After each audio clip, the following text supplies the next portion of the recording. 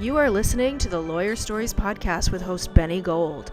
Lawyer Stories was founded in July 2017 and is an expanding global network of lawyers and law students sharing their personal journeys to the noble profession of the practice of law. Join us on this podcast as we dig deeper into these stories and hear from lawyers and law students from around the world in all areas of the legal profession. Here at Lawyer Stories, we believe that every lawyer has a story. What's yours? Welcome to the Lawyer Stories podcast with Benny Gold, episode 56.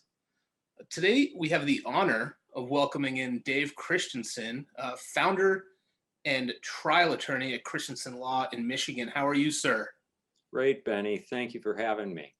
For sure. Thanks for being here. And just so you know, we've had podcasts, I think, with 4 out of the 5 of some of your associates and partners, and you have a great team that you're working with. Had a great time with them all, very dedicated to their work. And, you know, I definitely can see why people would leave their legal issues in your colleagues' hands. That's very kind. A strong team is what it takes. Great people, strong to get to success. Good stories, and that's awesome. So good for you. And I know you built this from the ground up, so we're going to go through that. So we actually featured your story today on Instagram and Facebook. It is, as of the recording, it is July 20th. This probably will come out in August, but it was very enjoyable to feature. You've done a lot of interesting things in your career. So let's just start off from like the basic. Like, I think you're from California. Can you tell us like where you're from? And yeah, I grew up in Southern California. Yep. In Orange County, actually. Okay. I grew up there as a native California, and then went to college in the Bay Area up in San Francisco. Went to San Francisco State. Right. San Francisco's wonderful city. Absolutely have loved it ever since I moved there. So I moved there as a kid who went to a high school that had 4,000 kids. Wow. And 2 African-American students. Yeah. So that's the environment I grew up in. And I moved to San Francisco, which is the ultimate melting pot of cultures and ethnicity. And so where did you go to high school? I'm sorry, I missed that. Oh, I went to high school called Foothill High School. Okay, where was it? Yeah, it's in Santa Ana. Gotcha. Okay. Orange County. Yeah. Orange County. And then my senior year, we moved to Newport Beach, and I went to Newport Harbor High School there. So. Wow. Okay. Yeah. All right. And then you made your way to Michigan. You're sort of like a double Michigan person, right? Like you law school, undergrad and law school. I've been to one game at the Big House, Ohio State, Michigan, like, you know, I don't know, 10 years ago, 8 to 10 years ago. Great time. But so like, how'd you end up out there in Michigan? Well, I came out to Michigan to go to graduate school. My first go around with graduate school was I studied Chinese studies. Okay. And the University of Michigan has a great Center for Chinese Studies. So I left sort of the mecca of Chinese people in America in San Francisco. It's like the heartland of Chinatowns, and moved to Michigan to study Chinese some more. So, and we grew very comfortable, and our daughter was growing up here. And so we just never moved back. And I eventually, then after that master's, went back to law school at the university as well. Well, you know, it is like Michigan. I've actually randomly been out there 3 times, like Grand Rapids, Royal Oak. Like one of my friends, good friend of mine, got married out there. He met somebody from there. And then another good friend of mine met his wife at that wedding. Like we're all from Maine. And so like we went back out there. So I've actually been out there. I had a training out there. And like, I got to tell you, like the people in the Midwest, I mean, I know you got to take people individually, but very nice. I mean, very sort of like, you know, so the Northeast is kind of fast sometimes. And it's just nice to have like the nice pace and people who are friendly, a little bit friendly, you know, in Michigan. Not that they're not in New England. Obviously, I'm a New England guy, but I did enjoy, let me not dig myself a hole. I did enjoy my time in Michigan. Well, that's great to hear. Yeah, and people are nice here. I have to say that as well. And it's become our home. I mean, my family is still in Southern California, many of them. Yep. And you know, there's that, and we go back there, and it's great. But Michigan's been our home now for almost 40 years. Wow. Okay. Yeah, I that's know. great. So, what you took some time off between, I know you went first master's and then you went to law school. So how much time did you take off in between and like, what were you doing before if I you, took 5 or 6 years off. I had my own business. So okay. um, during my master's, I went over to Asia. I went to Taiwan, Wow. and I was looking for a way to use this Chinese language skill and knowledge that I had accumulated, and looking for a business. And I started a trading company, and we were importing items from Taiwan, and I was marketing them here in the US. And so that's what I was doing for 5 or 6 years, really, and then jumped into law school. So what was And that moment where do you remember the moment where you said, I'm going to go to law school? Like, I know you had a very, very sad and unfortunate incident with your dad. I don't know if that came later or if you had like, or I'm just curious, like when you said, as I often ask guests on the show, like, I want to go to law school, like that's it. yeah, so my business had kind of winded down, and when it comes to being a businessman, I'm really a good lawyer. And so this trading business that I had was a lot of fun, but it did not have a bright future. And so I was thinking about ways to go, and I was working in a bank at the time. Yep. And at the people used to come in to close on their mortgages, and it was a thing here. They would hire attorneys to come in and do the closing, and it was my thought that these lawyers really aren't that necessary. These forms are printed. The bank's not going to change any of them. Right. And the lawyers would come in and, make some kind of objection or something. But it was clear to me that they weren't working very hard to earn that money. And if they could get through law school, I felt like I had a really good chance. Right. And I had no higher aspiration, than really like, if they can do it, I could probably do that. Yeah. And I I think that's like applied to law actually, school. My dad died in a car accident yeah. shortly before I made that decision to go to law school. So he didn't get to see it, but that accident and the trauma that happens when you go through that and your family goes through that became a big motivator and impacted my life in a really positive way. Wow. And so you did go on to work at like a big firm, but it wasn't, I don't think it really had the characteristics of what you were looking for in your firm, which is sort of less volume, more personal service, more communication with the clients. And not to diss on the firm, but I think you worked at a bigger firm, right? Was it a personal Yeah. injury, or that was your first job Yeah. in law school? Well, right out of law school, I worked in a big corporate firm for a brief period, for like a year, and I got some good training, but it wasn't for me. It was transactional work. I'm sitting at a desk. It's just not my personality. Yep. I took another job, and it was with a personal injury firm. And honestly, I did not even know really what personal injury was. That wasn't anything that large firm dealt with. Right. But I really liked the people there, and Right. that was important to me. And so I went over there, and they taught me, and I learned how to try cases. I learned how to work in the field of personal injury and represent people and represent their families. Okay. But that firm grew, right? And it became, I think I was the fifth lawyer, and it became close to 25, Wow. by the Okay. time. It was just not the kind of size that I wanted to be. It was really tending more towards volume, and we really prefer quality. Yeah. And to do that, we have to really spend time with our clients, get to know them, and really take our time with the cases. So what made you jump from being sort of on the ground level, like a fifth attorney at this firm that ultimately grew to 25 attorneys, to saying, hey, like, that's it, I'm going to, start my own firm? Well, first of all, I was pretty old when I did it. I was 55 years old when I started my own firm. Okay. And, I I would do it the same way all over again, but I tell you what, starting it at 45 or 35 be a lot more fun. Yeah.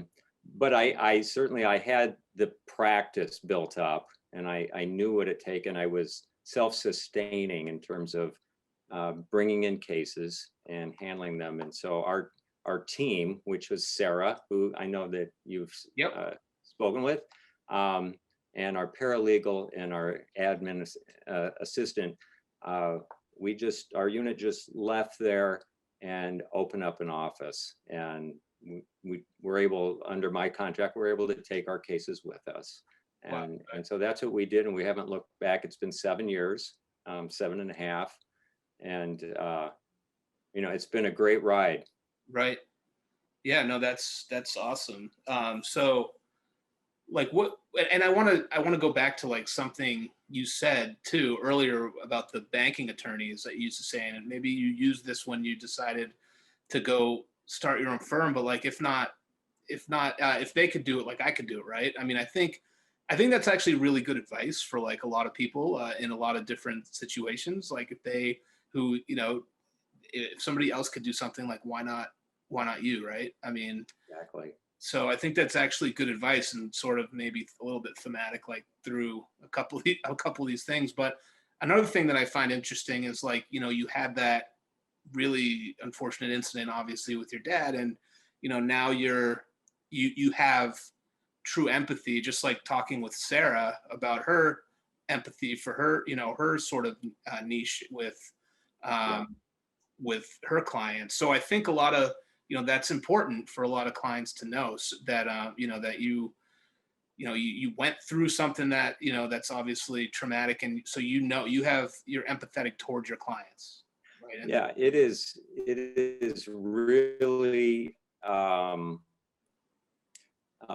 mean, we have more and more really catastrophic cases in our practice now than we used to have before we formed our firm. Right. And that the families that go through that, it's so massive. You have your life one day, which is one way. Hopefully it's great. Not everybody's life is great, but I'll tell you what, have your spouse or child get a catastrophic injury, and whatever you had really doesn't matter anymore. Right. You're in a completely new reality. And for almost everybody, it's a completely strange reality. You're now in the medical system up to here, right? You've Yep. got to figure that out. You're in the insurance system. You got to figure that out. These are strange places to be for most people. And we feel like, we're able to help people navigate all of that and really kind of take them through to where it's going to go for them. Right. And yeah, and you just can't do that with thousands of clients. Of cases, right? So that actually leads into my next question. Like, what does it mean to you to have a close relationship with your clients, even if it means like not having the volume of cases that a lot of firms do? I tell you, and clients are like, we all have clients, and we all have clients we love. We all have clients that we work really hard for. Right. But I have clients that keep in touch. I have clients that send cards. I have clients who keep, that I've known for decades, and we kind of keep tabs. What are their kids doing now? What are their grandkids doing now? And that is so rewarding, because for that to happen, I know that I did something right for these people. I know that we were really there and able to fulfill our mission. And that is really rewarding. And some of the most memorable and most meaningful clients and cases aren't necessarily the largest. They're just, maybe they had a unique challenge in them. Maybe it didn't involve hardly any money at all, but a huge challenge for somebody. And we were able to help them get a kind of rehab that's Yeah. rare to find or something like that. So, Wow. Okay. So when you made the switch 7.5 years ago to your own firm, like what did you find like from the business side? Was there any challenges? Like what was that like starting your own like building? I know you had your probably your book of business or whatever I think that's what they mhm. call it in the field, but like what the business side, did you find that challenging, like trying to figure out like the infrastructure and Oh man, it's a nonstop challenge. Um, I never had to work on that. I never had to manage, and when I was part of that firm, other people did that, and I never really wanted to. Um, that was one advantage of being in a place like that. But when we moved over, and even today, that is, we are running a business, yep. at its essence. And coming through the challenges of the last year and a half is really that's where the biggest challenges have come, with our court systems in Michigan closed, no jury Yeah. trial. Yep. Um, almost nobody on the road. Michigan was shut down tight for a long time. People weren't driving. And, Right. I mean, we handle car accidents and truck accidents. And Right. so So yeah. everything was kind of just really stopped. Um, and so for example, the business challenges of that time, what are we going to do with this time? Right. That we have, we're home working remotely. How can we use, and who knew? We didn't know how long this was going to be. I thought it was last a couple of months, be back to the office by June. Right. Right. And Last it year. just kept going, Just 'cause I'm going. I manage people where I am too, and Mhm. it just kept going. It was Yeah. like we thought it was going to be 2 weeks, and then a month turned into 3 months, and it's like, man, if I knew it was going to be that long, I would have set up this weekly meeting with so and so, and that, you know what I mean. So it was really, I think it took everybody Yeah. sort of by surprise. It really did. And we didn't know what we're in for in terms of business challenges. And so those revealed themselves, right? Without trial dates, your larger cases don't settle. Right. So if you don't have settlements, your business isn't taking in revenue. So Right. you have a staff, and we had 17 employees in our Wow. office, and and we kept them all, Yep. thankfully. But we did get back to the office earlier than most in Michigan. And also, like, I don't mean to cut you up, but I don't want Yeah. to forget this because it's something that you really did that a lot of people can learn from.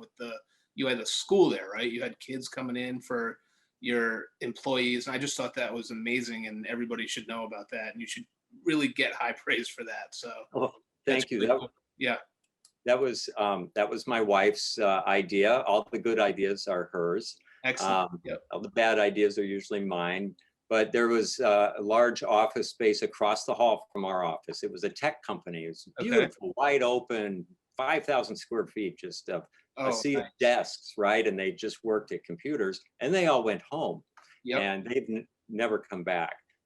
So the owner let us use that space for free. Wow. And we hired a teacher, well, two teachers. There were a couple who were retired after like 40 years of being teachers and principals, a wonderful couple.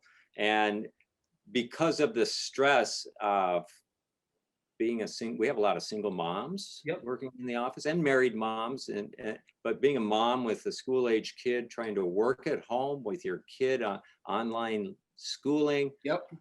We're not teachers, and Right.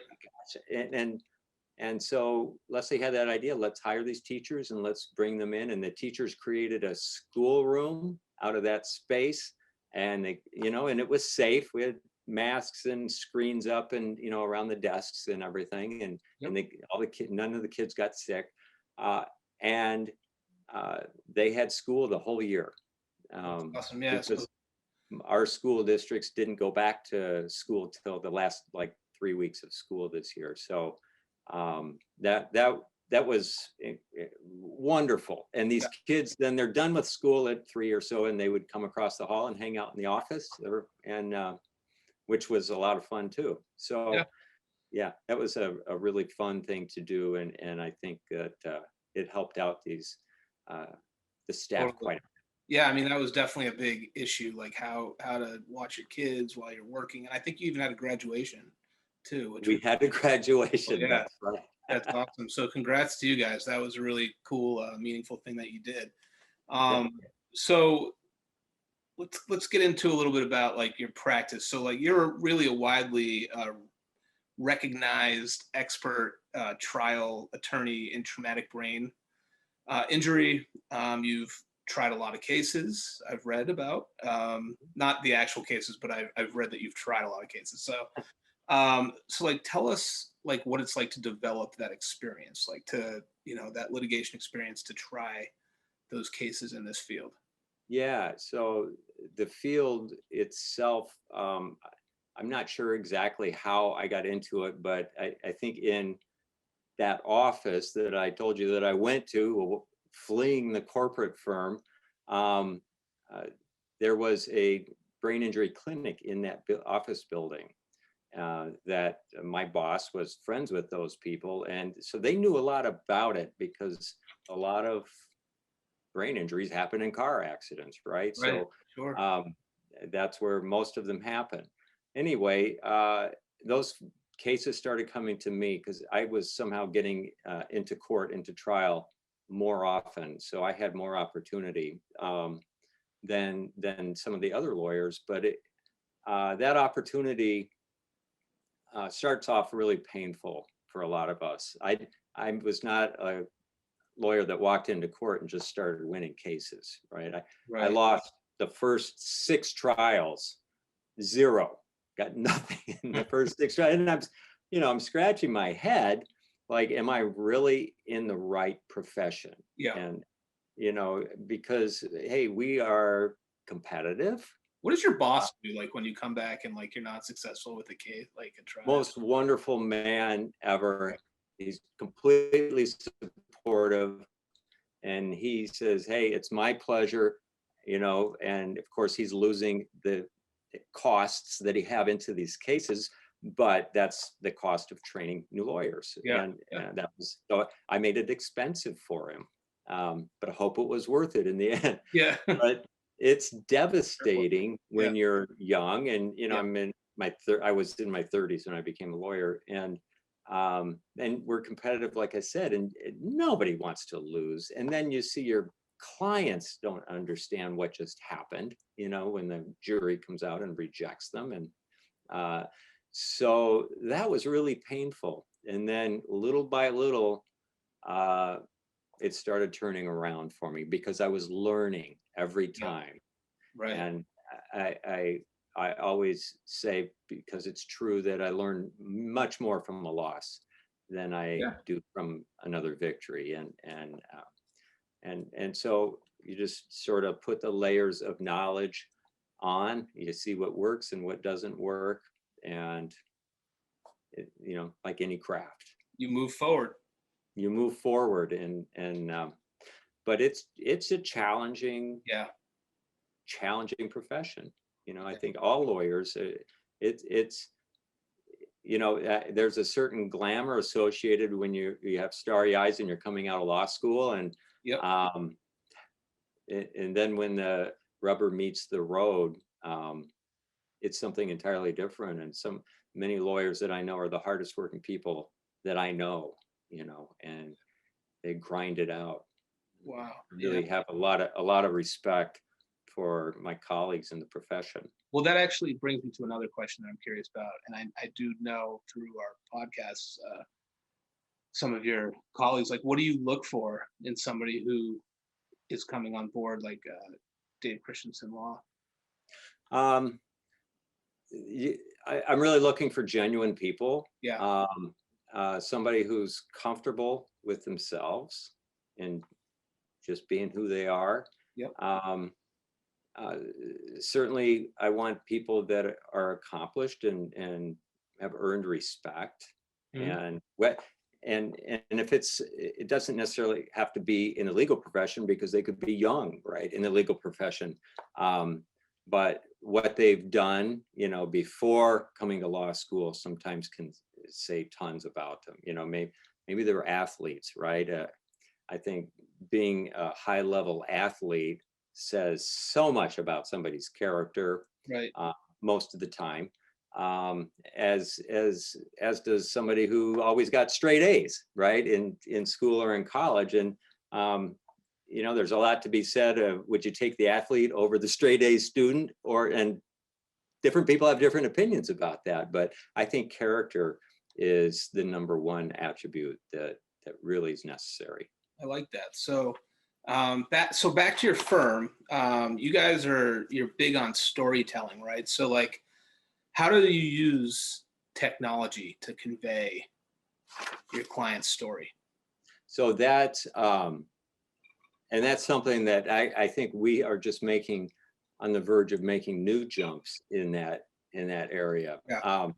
But technology, applying it with principles of communication, applying it with principles of learning, because what we're doing in a courtroom is trying to impart information into the juror's mind and memory, so they will hold it in their memory at least long enough to do the deliberation, Right. and give us a verdict. There you go. Yep. But most people, you know, we mostly sit and watch things passively, right? So, and we're learning more about this. I am anyway, you know, how important. I've always thought visual learning was very important for people to remember things. So I used to use flip chart. My flip charts, you know, I was kind of known for it. I'd use these pads, the large pads on the easel, and I guess you can't see it. I'm with my camera, but you know, there might be 30 pages on there, and they get really heavy, and then Yep. sometimes they fall off the easel in the middle of trial. But I'm drawing things on there and trying to communicate my message visually and verbally. Okay. And so that's low tech, but that was, you know, for almost 20 years of my trial career, that's what I used. Then I started to get comfortable with PowerPoint. Okay. Started to get comfortable with using screens and projectors. I was probably late to that game. And now we're moving into, I've always used an Elmo, which is a document camera, right? It puts it up on the screen. And now we use these smaller ones called an IPEVO. And I'm trying to merge PowerPoint while using the IPEVO with a document or something that I'm drawing. Okay. While talking with the jury. So it's a multimedia kind of thing, and not to overwhelm, but to continue to take them down the road of where I'm trying to take them. And even with just telling people very simply, first I'm going to talk about this, then I'm going to talk about that, and then we're going to be here and we're going to talk about that. And that's the roadmap. And I'll tell them as we're going through. Now we're at the second one. Here's what we're doing here. And Right. And in, you know, and with the IPEVO, the document camera, you know, that's something that you can sit and, if you're cross-examining an expert, you know, or, you know, an opposing expert, and you can write things right there on the screen, right, as you're asking questions. You can draw a little picture to emphasize what you're trying to say, or a big question mark if you are questioning, you know, what they're trying to tell you or what they're trying to sell to the jury. I mean, you can do so much with it, to really communicate. So I think there's a big future in, you know, merging technology with old-fashioned trial skills. Yeah, I agree. Are you in court a lot? Well, I was until they closed them last year, but Right. they are starting up here. We have trials starting next month. Okay. Which we're excited about. I set myself up for that question a little bit. Yeah, we try several cases a year, and that can be anywhere from, I mean, we have 5 lawyers, so we might try 3 cases, we might try 5 cases, but in a plaintiff's practice, that's pretty busy in the kind of practice that we do. Okay. So you have devoted a significant amount of time to giving back to the legal community, to improve the system at the state and national level. Tell us, so you've done some work with the Michigan Civil Bar, is that correct? Yeah. So the Discovery Court rule, and with the Conference of Chief Justices Civil Justice Improvement Committee. What can you tell us a little bit about that? Sure. I got involved through the National Center for State Courts, and a lot of people don't know what that is, but it's a big kind of a think tank in Washington, and they assist state courts all over the country, in all 50 states and all the territories. And they're doing research. They have projects, pilot projects. They provide funding for courts to try different things across the spectrum. It's a large think tank. And I got involved because they have a lawyers committee that I was asked to be on. And through that, I was lucky enough to be asked to participate in a project. There's an organization called the Conference of Chief Justices, which is just like it sounds. It's every Chief Justice of all the state in each state Supreme Court is a member of this conference. And they wanted to develop some recommendations that any court across the country can use. Recommendations for reducing the cost of civil litigation, speeding up litigation, making it more accessible to more people, because there's a tremendously, in landlord-tenant, literally more than 90% of litigants in our civil system are unrepresented. Yeah, it's unbelievable. And so it was formed with academics and justices and judges and lawyers and from around the country, representing really every segment of our profession. And we came up with, over the course of 2 years, with this series of recommendations for streamlining civil systems, and really taking tried and true changes that had been implemented in some states and then tested, to see how they actually work. And anyway, came up with these recommendations. And from that, then our state bar here in Michigan wanted to do something similar, but on a smaller scale, not as big of an overhaul. But what we did was kind of overhauled our civil discovery system to try to reduce the amount of time it takes from when a case is started to when it closes, reduce the expense of discovery that can really drive up the expense of litigation, which closes the courthouse doors to people and to companies who need to be there. And you have kind of civil justice systems that kind of putting themselves out of business because it's so costly that private arbitration is taking over, right? And other forms of resolving disputes, taking things out of the system because it's not working for people, and that needs to be addressed. Yeah, wow, totally. That sounds like some really interesting work. Streamlining, the system, trying to make it more efficient. It was, and really, and working with the people that I got to work with, and the judges that were on the committee, and the lawyers that were on the committee was really, really heady and interesting and fun, and we got it done too. That was the best part. Yeah, that's awesome. Congrats. And you do speak at Michigan's No Fault. As an expert on Michigan's No Fault. So can you tell us a little bit about that? You did work on the State Bar Negligence Sections Council. So I have to read this off. There's so many well, yeah, our state bar is organized. We have what we call sections, which are, all the negligence lawyers are in the negligence section. All the family lawyers are in the family law section. And so that's how we have labeled it. And I was fortunate enough to really do a lot of work with the negligence law section, and was the chairman of that for a term. And that was really great work because I got to meet so many lawyers, right? And Yeah. before that, I worked with lawyers, but I actually didn't really socialize with a lot of them. My social life was kind of separate from my Sure. professional life.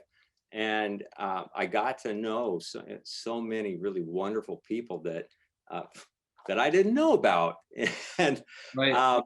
and it really, it changed certainly how I felt about the law, but it also changed my practice. So, in our world, we have the plaintiff's bar and we have the defense bar, and they have their own organizations, yeah, outside of the state bar. We're all part of that. And we see each other in court and we're friendly, but that's it. And then we go home. But when you, through the state bar negligence section, we have trips and dinners and things like that. And, when you break bread with somebody that you're going to be an adversary with in a case, and you guys have that kind of a relationship, it changes things significantly in the dynamics of what happens in your cases. I mean, everybody's going to do their best for their client, but now you know each other at a different level. And so how do you think it change? Like, do you think like somebody won't drop you a memo at like 4 o'clock on a Friday? Is that how it changes? Or like, yeah, somebody will call me first. yeah, they'll call you and then they'll give it to you at 9 o'clock on a Saturday. We're dropping this off, but they gave me a heads up. Gotcha. All right. Yeah, so that experience, and I guess if I have something to say about that, it's like, take those opportunities. I mean, it really enriched my professional life, my personal life, and a lot of us, we're busy, right? We've got kids, we got softball games to go to, and we have this and we have that. But consider getting involved a little bit in some of the work aspects. It is interesting that you do talk about that, Dave, because that's what here at Lawyer Stories, we do want to bring lawyers and law students together to network interprofessionally. There's a lot of things out there that get people to clients, and that's the goal of everything. But I also think, like, if you develop, like you said, a relationship with your adversaries or with somebody who can't take a case, and they know you on a personal level, and they end up saying, hey, Dave's a nice guy, I'm going to send his firm and he can handle this case, like, they're going to send you the case. So I think like that has some value too. So I like what you said about having that rapport with other lawyers and knowing them beyond the courtroom. And it's great stuff. And doing that kind of work, you mentioned no fault seminars and different seminars that are out there, and we all attend them, and we all want to become better lawyers and stay on the currency of the law as it is in our field. But I have found, just finding little ways to get back, it always comes back tenfold. It just always comes back tenfold.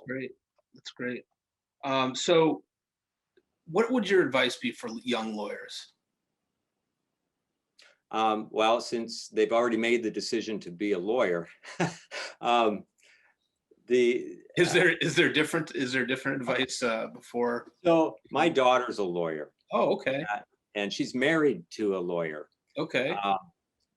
I did not raise her to be a lawyer, I thought. And she had a perfectly good job before she went to law school. She was an English major and she had a job writing. Like, who gets that, right? Okay, that's great. So it all looked great to me, but and she said, Dad, I'm going to apply to law school. And I was, I wasn't all that thrilled about that. And I tried to give her some statistics like, not all the lawyers are satisfied. There's actually quite a lot of dissatisfaction in the profession.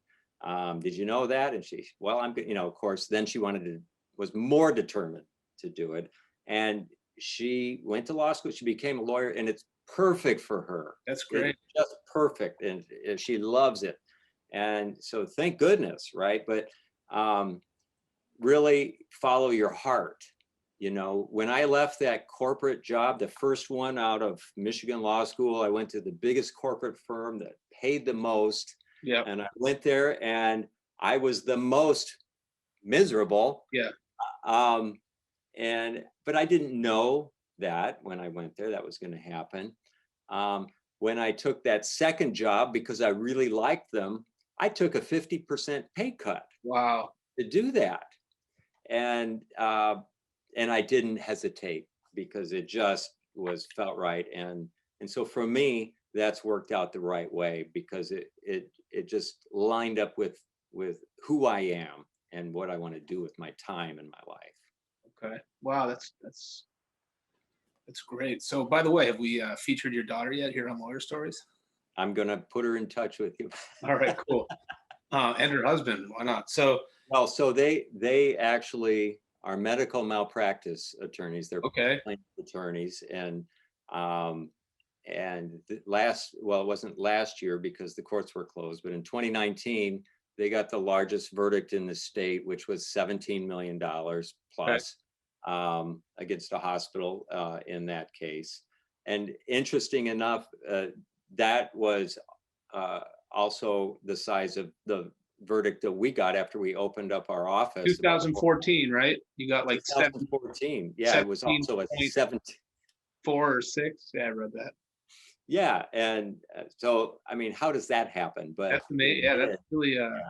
Did you just like give her the number to aim for, and then it kind of negotiated? I don't give them any advice. You say 22, we'll get it to 17. One of those things. They're way smarter than me, but they know exactly what to do. Well, congratulations. Obviously, hey, that is, she definitely saw you working hard, saw you maybe liking what you did with the purpose after you got through. I think like a lot of lawyers, their first job, they're not so keen on it. Mm-hmm. But you sort of figured it out after a while. And so obviously your daughter saw, it was just an honorable thing that she wanted to do sort of what you were doing, even if it's not for the reason that you were doing it. But yeah. I think that's cool, so. Yeah, it's really rewarding for me. So to have my daughter and her husband be happy in their professional life. What more could you want? Oh, absolutely. It's so hard to find that. It's hard to find that. Yeah. It is. I had somebody come into my office once and they asked me, and this isn't a law firm. This is like a quasi state agency. And they said, am I supposed to like really like love my job? This was like a few years ago. And I was like, wow, that's like a loaded question, because you have people who don't love their job so much, but they find a hobby where they can like live their passion through at night, on the weekends, whatnot. But then you have people who really just love their job, and they want to get up every day because they're not just laying in bed knowing what that day is going to be like, because they want to get up and get after it. Yeah, that's just it's hard to find that, and that's a really interesting question. How'd you answer it?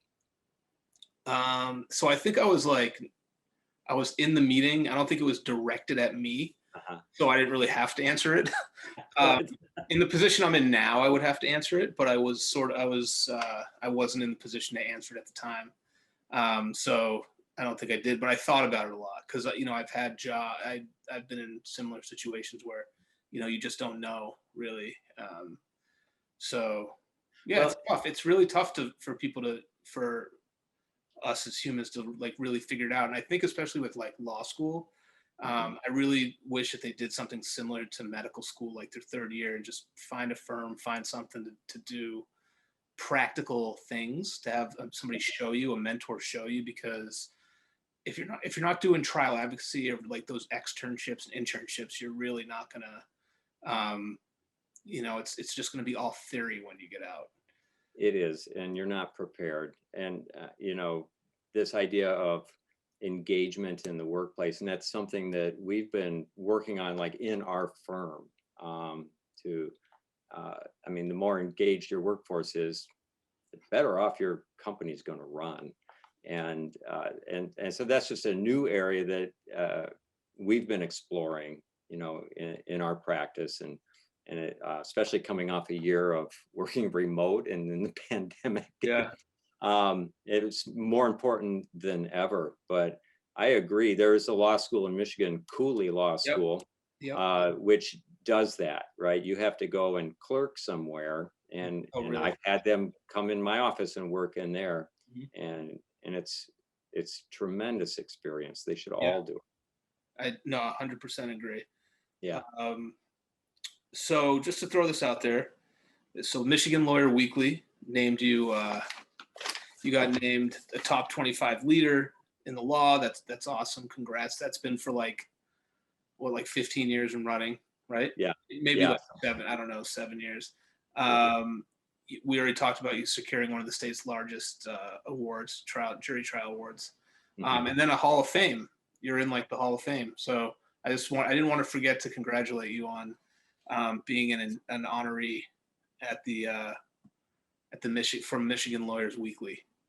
Thank you. Yeah, it means I haven't died yet. No, well, I don't know about that. You probably get like a nice plaque or something. But I do have a nice plaque. that's Yeah. really cool. Yeah. Congratulations on all your success. Thank you very You much. have a really great team working for you. So Thank you. That's great to hear, and congratulations on all your success with this podcast too. I think thanks it's very much. very interesting, and just in the last few days, I've been watching Oh, you have more of them, and Yeah. I kind of get hooked on them. Really? Well, that's Yeah. so nice to hear. Thank you so Very much. interesting. Yeah. Did we leave anything out that you wanted to say, Dave? I don't want to cut it short if there was something that we missed. I know we did cover a lot of ground. Yeah, we covered a lot of ground. No, I think it's very comfortable to talking with you, and makes you a really good host. Very good. I really appreciate that. Stay right there. Everybody, Dave Christensen, Christensen Law in Michigan. Thanks for being here. Thanks so much for your time. Make sure to say hello to everybody tomorrow in the office for me. I will. Thanks, and we'll see you next time you drop by Michigan. Yeah, for sure. And everybody else, wherever you are in the world today, enjoy yourselves. Cheers.